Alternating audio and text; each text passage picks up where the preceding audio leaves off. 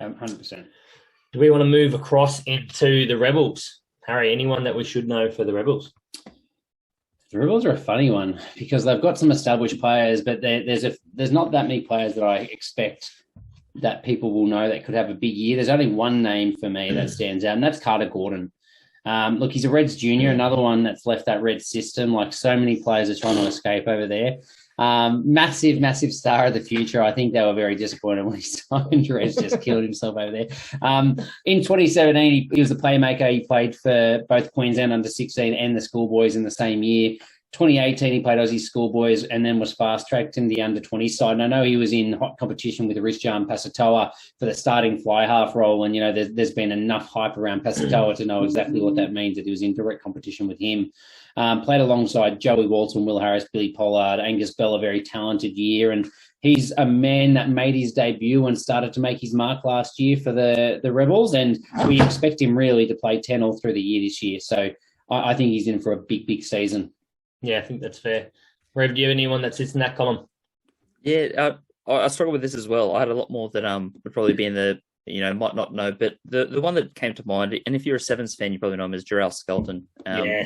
He's still very young. It surprises me that he's only 22 at the moment. And I think he got 2 caps last year, maybe for, a handful of minutes, but he's a big body still because he's played a bit of flanker. He's now really just transitioning to the back line and I think trying to pack on a little bit of size but stay mobile. But just with his size, offload ability and footwork, if he gets minutes, I'm very keen to see what he can do. But yeah, there's probably more names that we don't know, so we might dive through some of them.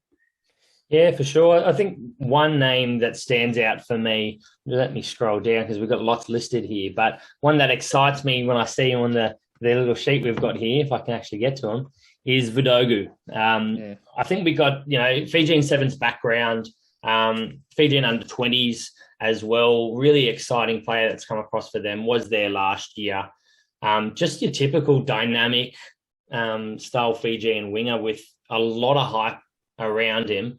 But for some reason, we didn't get to see, really get to see him last year, which was a bit frustrating. I know he had an injury or so, but hopefully this is a year. I think they need a winger to step up, and he could be someone, if he gets that shot, that could lock himself into that jersey. I do get the feeling that the Rebels are doing their very best to try and keep their squad size that they use small. Like, I think they know the challenge they face with holding talent down in Melbourne, and they're trying to make sure that they get as much continuity in their side as possible. So it is hard for some of these Sevens converts and new signings to break into the side, but definitely a very, very talented player.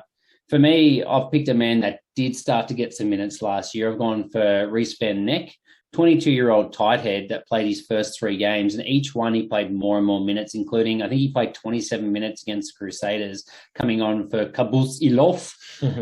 He's obviously held in very high regard, an excellent scrummager at 22. He's already 108 kilos, so he's a big boy.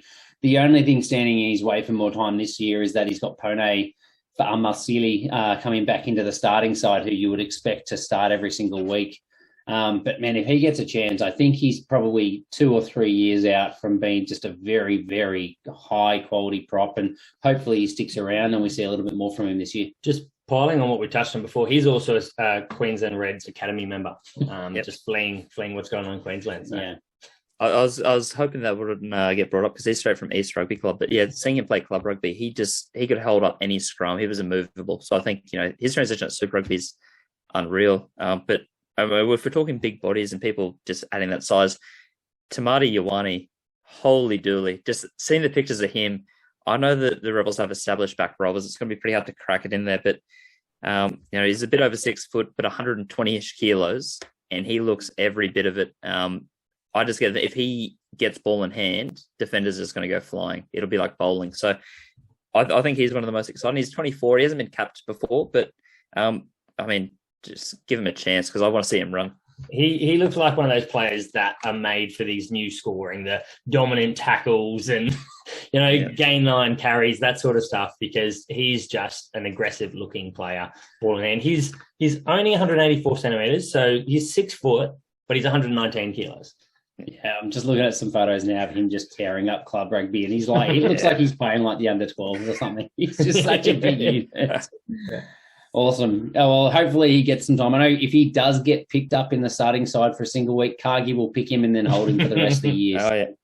He'll definitely be licking his lips. Yep.